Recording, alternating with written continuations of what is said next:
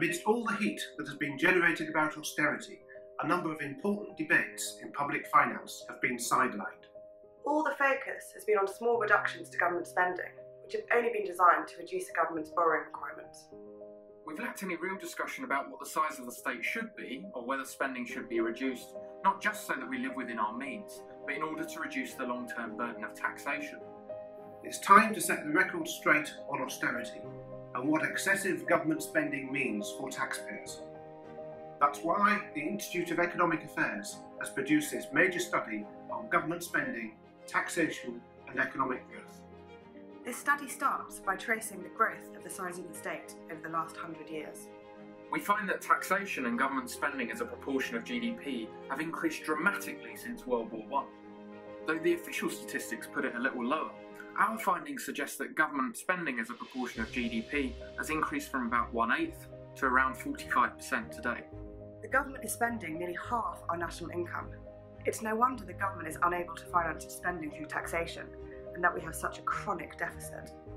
Also, contrary to popular belief, the numbers reveal that there has not been a significant reduction in government spending since 2010.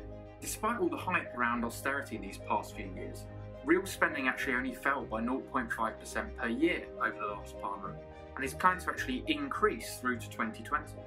Our government spending is considerably higher than in countries such as Australia or Switzerland, in both of which there are similar or better levels of welfare for their citizens. This extreme level of government consumption spending has a tendency to harm growth, and the taxation required to finance it can spell disaster. Reducing the size and growth rate of the economy. Reducing incentives to save, invest and innovate. And distorting economic decisions and deterring transactions. A better tax system can be created. One that would lead to income gains right across the income distribution, but most significantly to the poorest.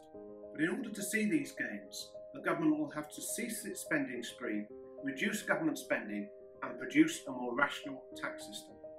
This will improve employment, productivity and wage growth too. It's time for an honest discussion about taxation and spending levels. This Tax and Growth project is the first step towards that goal.